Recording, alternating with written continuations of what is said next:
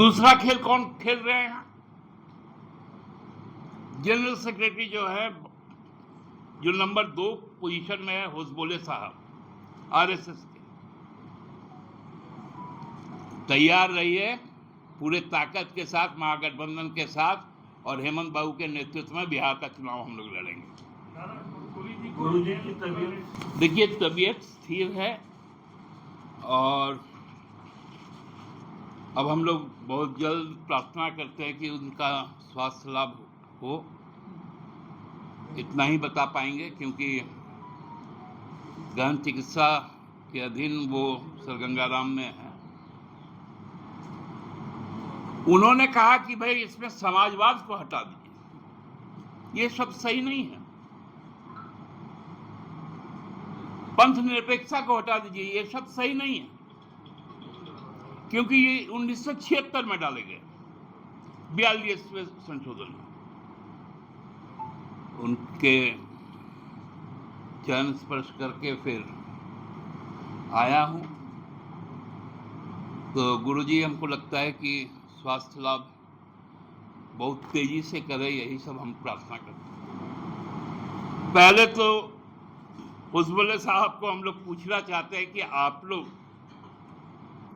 भारत के संविधान को मानते हैं या नहीं मानते? तो देश किस रूप में रहेगा? देश में लोकतंत्र रहेगा, संविधान की धाराएं रहेंगी,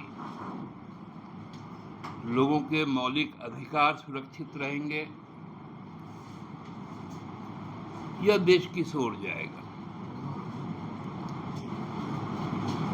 प्रश्न इसलिए खड़ा हुआ है कि विगत 2 दिनों से एक तरफ चुनाव आयोग और दूसरी तरफ आरएसएस, ये दोनों की एक संधि बनी है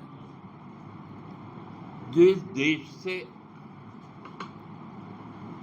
समाजवाद, पंथ निरपेक्षता या धर्म निरपेक्षता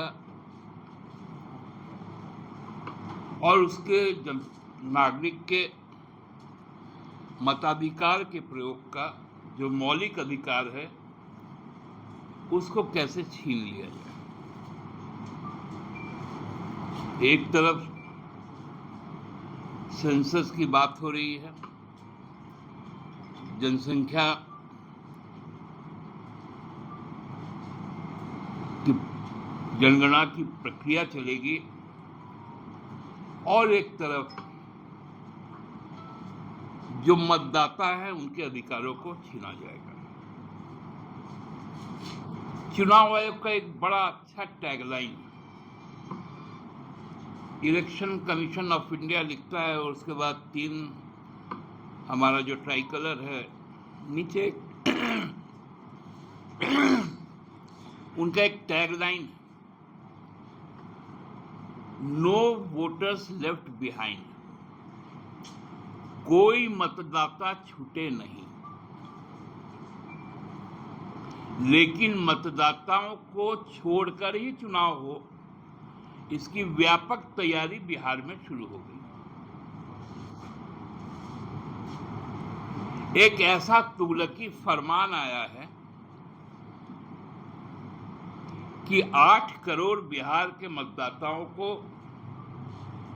1 महीने के अंदर खुद को बिहारी होने का, बिहार के मतदाता होने का उसको प्रमाण देना पड़ेगा। और प्रमाण कौन सा है? जो भारत सरकार कहती कि जो यूआईडी है, यूनिक आइडेंटिफिकेशन जो है, जिसको हम लोग आधार कहते हैं, वो मान्य नहीं। दूसरा, जो आपका एपिक नंबर है, जो मतदाता सूची में आपका जो नाम है उसका जो एपिक नंबर होता है, वो भी यूनिक नंबर है जो एक दूसरे से मेल नहीं खाता है। उसकी भी मान्यता नहीं होगी। 2003 के बाद का कोई भी निर्वाचक मंडल का व्यक्ति को अब यह साबित करना पड़ेगा कि उसका नाम 2003 में दर्ज था। यदि था तो ठीक है, और निर्वाचक मंडल का लिस्ट उसको देना पड़ेगा। आप लोग भी वोट डालते होंगे, मैं भी वोट डालता हूं। हम लोग के पास एक पर्ची आता है, या बूथ में जाके राजनीतिक दल के कार्यकर्ताओं से एक पर्ची लेते हैं। वहां जो पीठासीन पदाधिकारी है उसके पास जाके उसको दिखाने से वो नंबर खोजकर, नाम खोजकर उसमें टिक मारता है। दूसरा खेल कौन खेल रहे हैं? जनरल सेक्रेटरी जो है, जो नंबर 2 पोजीशन में है, होसबोले साहब, आरएसएस के।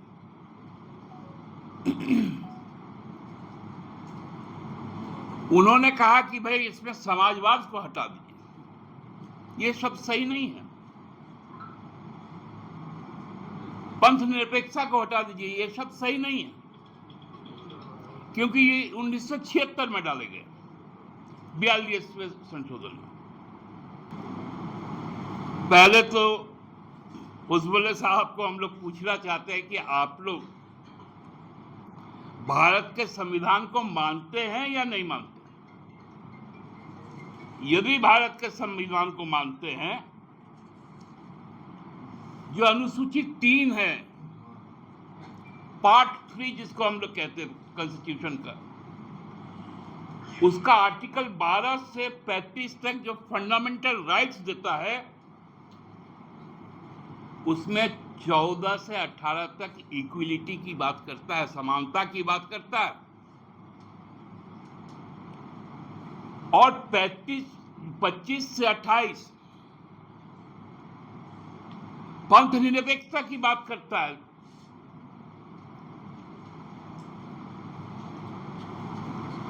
पंथ धर्म नहीं है।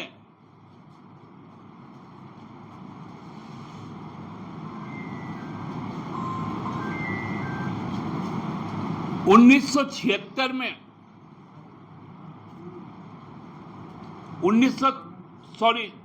में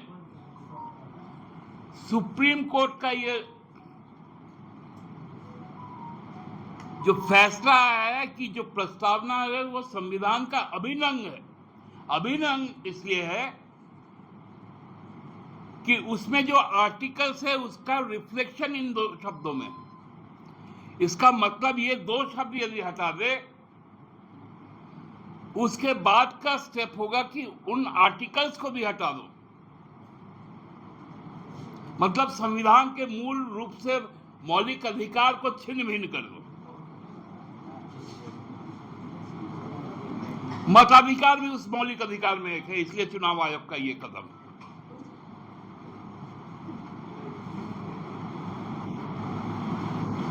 आज एक नया शब्द आया है बाजार में,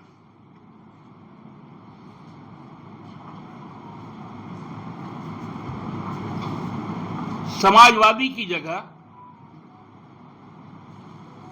अब नमो अडानी, ये व्यवस्था चलेगी। मैं बाबा साहब को थोड़ा उद्धृत करना चाहता हूं। बाबा साहब ने संविधान सभा में कहा था,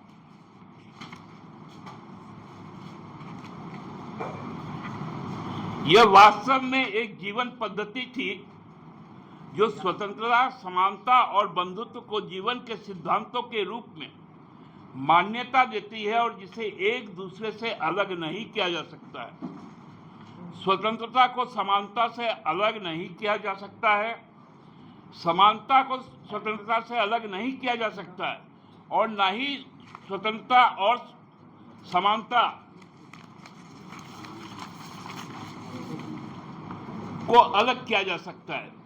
समानता के बिना स्वतंत्रता बहुतों पर कुछ लोगों की सर्वोच्चता पैदा करेगी।